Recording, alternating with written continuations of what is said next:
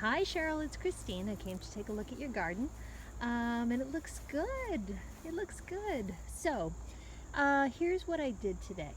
Um, I trimmed a lot of the low branches on your tomato. So at this point, we want lots of airflow in your tomato plants because this is the time of year that you can tend to get, disease on your leaves. So I worked to get rid of any leaves that weren't completely healthy, and also just to open up some good airflow in there.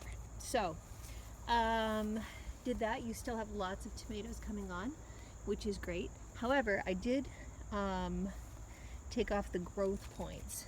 Okay, that's a growth point at the end of your leaves, because what we don't want at this point is a whole lot more fruit. Like, we want this plant to go into all its energy into finishing what it started, right? Like growing, bringing the fruit to harvest that is already growing. So, so this will just prevent like a lot of that energy going into new growth that isn't going to have time to mature before the end of the season. But it looks good.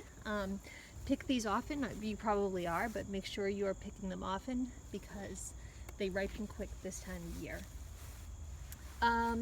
You have a cucumber, which is not uncommon, that is growing up your tomato plant.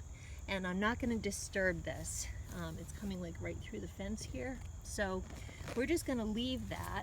You've got some fruit there. You've got another cucumber somewhere in here, right in there. Okay, so you want to pick that. That one's definitely ready, and quite a few more that are coming on the vine here. I tried to kind of boost it up on the trellis. Underneath the trellis, I planted some lettuce seeds for the fall. I thinned out your carrots. I trimmed back some of your zucchini leaves. You've got a little bit of powdery mildew on this, and what I would do for this is to treat this with some milk and water. 90% water, 10% milk in a spray bottle, or just pour it on the leaves. There's something about milk that serves as a natural germicide, and it's a totally harmless way to get rid of that bacteria. If you don't get rid of that bacteria, it's going to affect this beautiful early fruit that you have here. And you have several zucchinis coming on here, so we want to make sure that those grow healthy. So I would put that onto the leaves, and what we want is these white splotches to disappear, and they should disappear. It's not an awfully bad case, so they should disappear with that milk. Over here, you've got lettuce that's ready to harvest, some leaf lettuce there.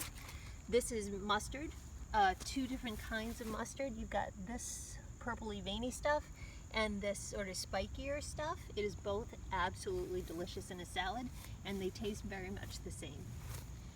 Here we've got spinach seeds in this whole area here. As I recall, you love spinach, so we've got lots of that in there for you. Keep these dry until you can water them regularly. Once you do start watering, water them at least once or twice a day, and keep them wet until they germinate to 1 inch. Your kale is coming up here. That's kale. This is kale. This is kale. Kale is absolutely delicious and tastes best after the first frost, actually. So that's going to keep growing all fall. I tried to open up some more sunlight here by pushing your tomatoes that way.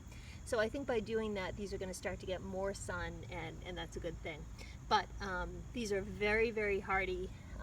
You'll be eating these for Thanksgiving, I'm betting. More cucumbers over here.